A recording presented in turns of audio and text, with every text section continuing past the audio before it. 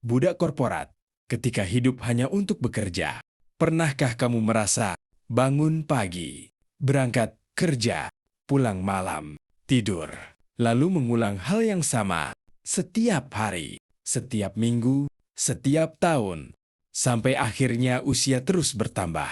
Dan tanpa sadar, sebagian besar hidup kita habis untuk bekerja.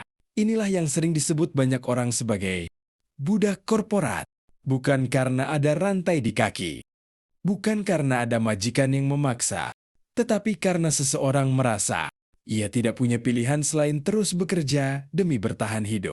Coba pikirkan, sejak kecil, melesedo, kita diajarkan untuk sekolah yang rajin, lulus, cari pekerjaan, bekerja sampai pensiun, dan bagi sebagian orang, itulah satu-satunya jalan yang mereka kenal. Masalahnya, ketika seluruh sumber penghasilan hanya berasal dari gaji, hidup menjadi sangat rentan. Jika pekerjaan hilang, penghasilan berhenti. Jika perusahaan melakukan efisiensi, penghasilan berhenti. Jika sakit dan tidak bisa bekerja, penghasilan juga bisa berhenti. Artinya, kehidupan seseorang sepenuhnya bergantung pada satu sumber. Dan itu adalah posisi yang berisiko. Lebih berat lagi, banyak pekerja terjebak dalam gaya hidup yang terus meningkat. Saat gaji naik, pengeluaran ikut naik, cicilan bertambah, kredit kendaraan bertambah, tagihan semakin banyak. Akhirnya, meskipun penghasilan naik, kebebasan finansial tidak pernah datang. Karena setiap bulan, uang yang masuk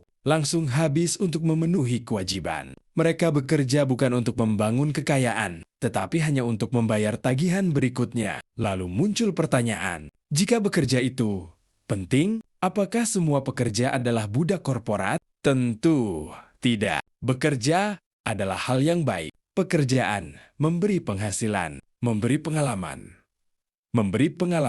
memberi kesempatan berkembang. Yang menjadi masalah adalah ketika seseorang tidak pernah membangun aset di luar pekerjaannya. Karena aset adalah sesuatu yang dapat menghasilkan uang, bahkan ketika kita tidak sedang bekerja. Bisa berupa bisnis, properti, saham, atau investasi lainnya. Aset membuat uang ikut bekerja, bukan hanya manusia yang bekerja. Bayangkan, dua orang. Orang pertama bekerja selama 30 tahun, tetapi seluruh penghasilannya habis untuk konsumsi. Sedangkan orang kedua menyisihkan sebagian pendapatannya untuk membeli aset setiap bulan. Mungkin di awal hidup mereka terlihat sama, namun setelah bertahun-tahun hasilnya bisa sangat berbeda. Yang satu masih harus bekerja untuk mendapatkan uang, yang satu lagi memiliki aset yang membantu menghasilkan uang. Inilah kekuatan yang sering tidak diajarkan di sekolah. Pada akhirnya, menjadi budak korporat bukan tentang di mana kita bekerja,